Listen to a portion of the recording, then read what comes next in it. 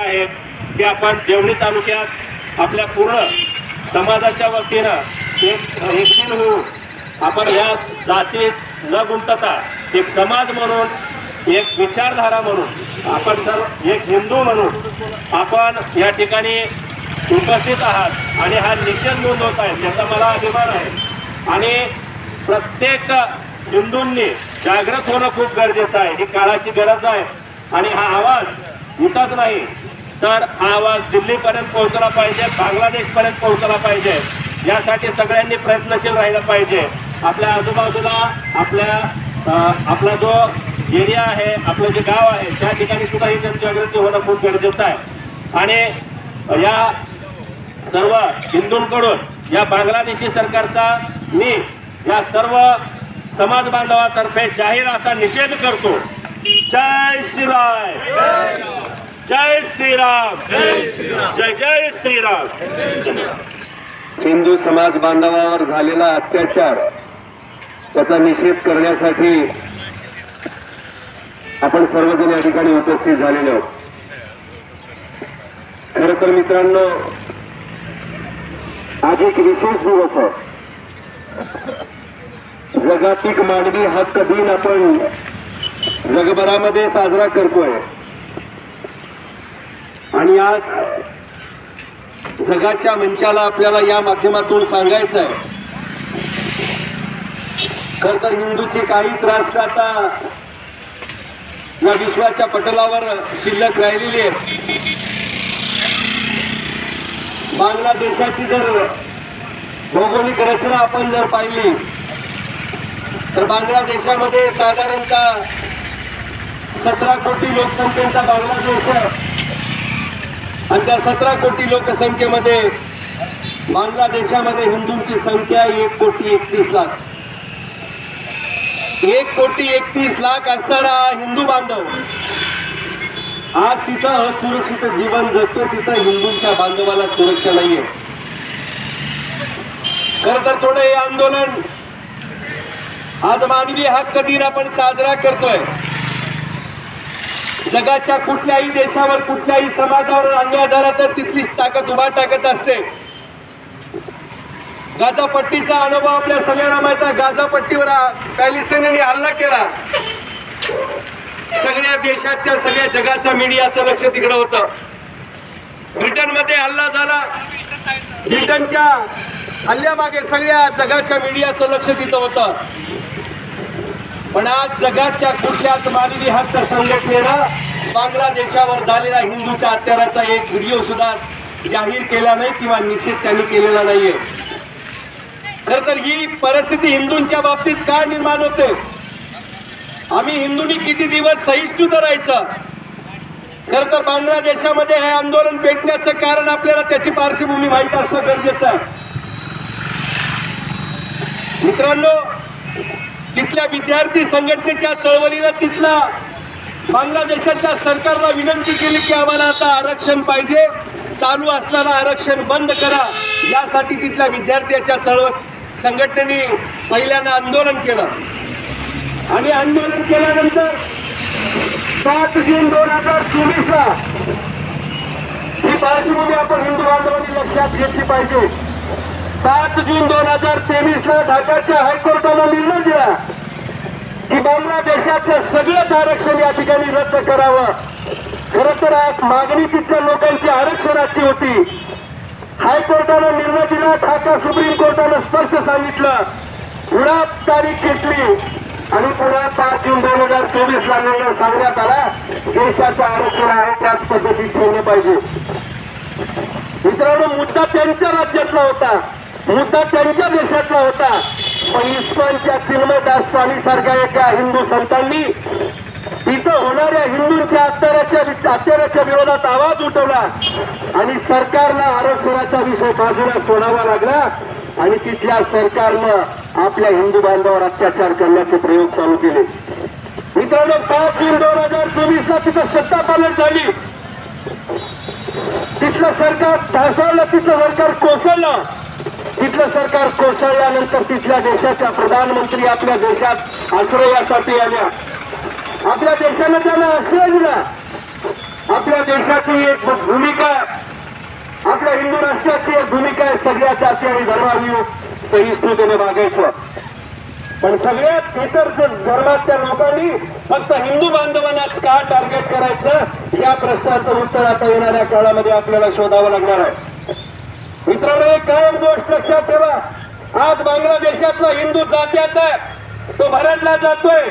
आपण सुपात असणाऱ्या हिंदूच्या लोकांनी आता असं समजायचं नाही ते जात्यात गेले तर आपलं काय. पण लक्षात ठेवा, जे आज जात्यात आहेत, आपण सुपात असणारे माणसं हसतोय. आमचा हिंदू बांधवात चहू बाजूला उभा टाकलेला आहे. हिंदुत्वाची सवय राहिली नाही, हिंदुत्वाचा स्वाभिमान आपल्याकडे शिल्लक राहिला नाही. आपल्याला फक्त आपण आणि आपलं कुटुंब एवढंच आपण विचार करतोय. आता हिंदू बांधवांना हा विचार इथं थांबवला पाहिजे. या राष्ट्राच्या हितासाठी आपण विचार केला पाहिजे, या देशाच्या हितासाठी विचार केला पाहिजे, या हिंदू राष्ट्राच्या भविष्यासाठी आपण विचार करणं अपेक्षित आहे. आजूबाजूला जेवढे माझे हिंदू बांधव थांबलेले मित्रांनो, ही ठिणगी आज बांगलादेशामध्ये निर्माण झालेली आहे.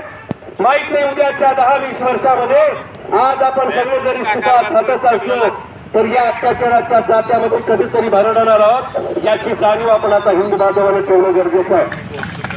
बरं, सुरुवात आपल्याला एक बांगलादेशातला 1,31,00,000 हिंदू सुरक्षित आहे.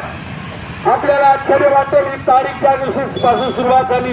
5 जून ते 20 ऑगस्ट पर्यंत 1-2 नव्हे, जवळपास 1700 कुटुंबियांना बांगलादेशातल्या तिथल्या मुस्लिम समाजाने अन्याय आणि अत्याचार केला.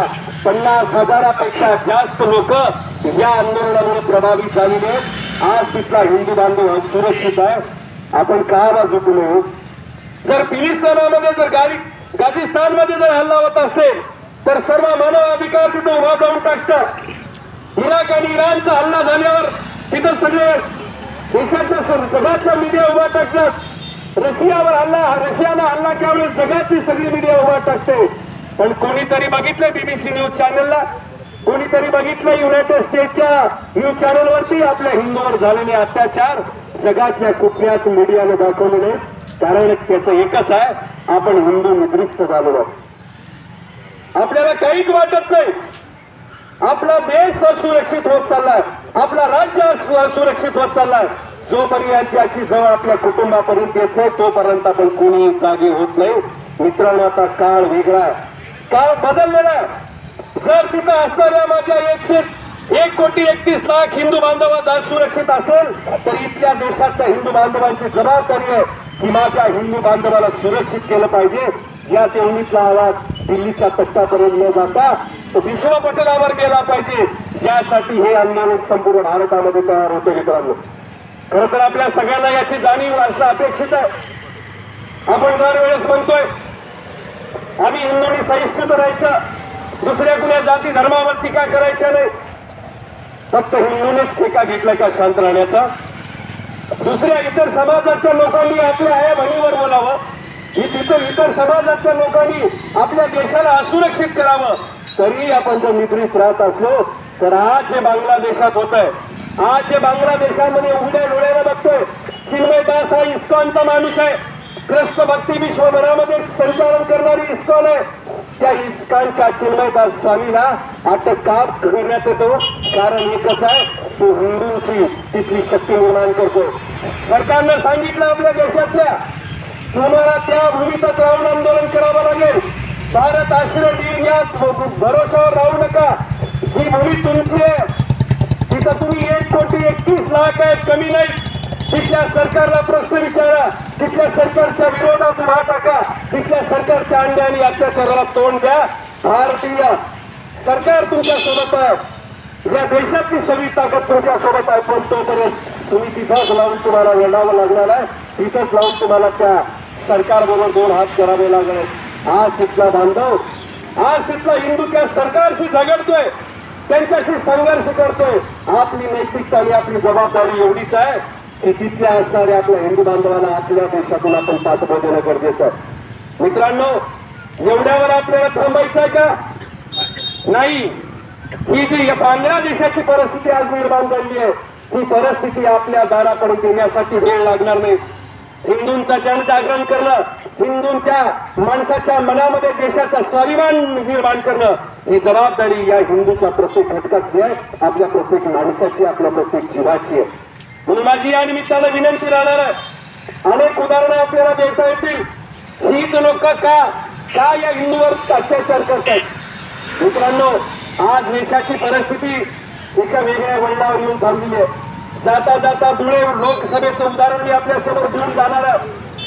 आपण म्हणतो हिंदूंनी सहिष्णुता राहायचं, इतर समाजाने हिंदूंच्या सगळ्या गोष्टीकडे दुर्लक्षित न करता फक्त हिंदूंना टार्गेट करायचं ही काही भूमिका काही विघातक संघटनेची आहे. धुळे लोकसभेचं उदाहरण मी आपल्या समोर ठेवणार आहे. खर तर धुळे लोकसभेमध्ये 6 विधानसभा मतदारसंघ आहेत.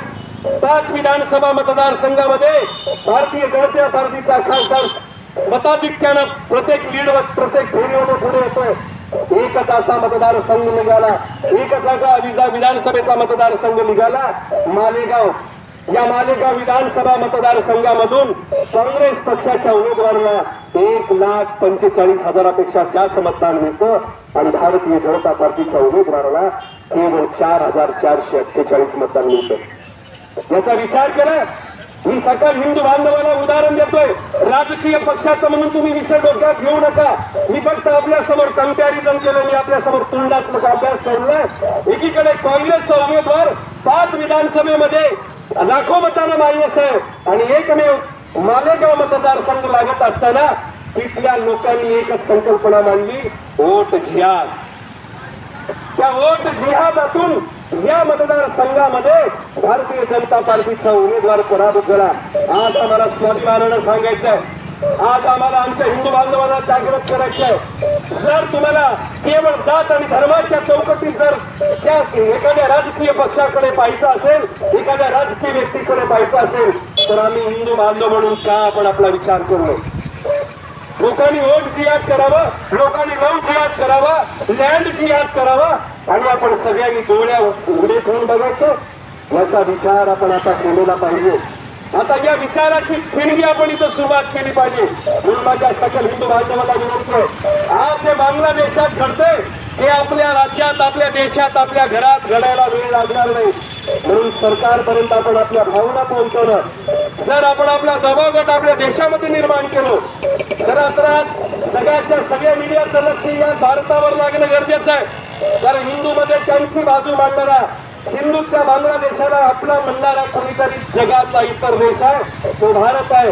याची भूमिका विदेशाच्या माणसाला कळली पाहिजे, जगाच्या मीडियाला कळली पाहिजे. म्हणून माझ्या विनंती आहे समाज बांधवाला, माझ्या सकल हिंदू समाज बांधवांनी आता जागृत होणं अपेक्षित आहे. आता आपण थंड आणि निद्रिस्त बसलो तर 400 वर्षापूर्वी जो काळ आपल्या देशानं भोगलेला आहे, 400 वर्षापूर्वीचा काळ पुन्हा आपल्या देशाकडे येण्याची आता ती वेळ येऊन भेटली की काय, याचा विचार आपण हिंदू बांधवांना करणे गरजेचं आहे. म्हणून आपल्या सर्वांचा आधी वेळ न देता येणाऱ्या काळामध्ये सुद्धा एक हिंदुत्वाचा विचार, या देशाचे संस्कृत राष्ट्रवाद, या देशाचा सांस्कृतिक इतिहास आणि या देशाचा स्वाभिमान इथल्या हिंदू नागरिकांनी जपला पाहिजे. हीच भूमिका आपण येणाऱ्या काळात घ्यावी. आणि जे आता बांगलादेशामध्ये हिंदू समाजावर अन्याय होतो त्याचा जाहीर निषेध आपण सगळ्यांनी करावा. एवढीच आजच्या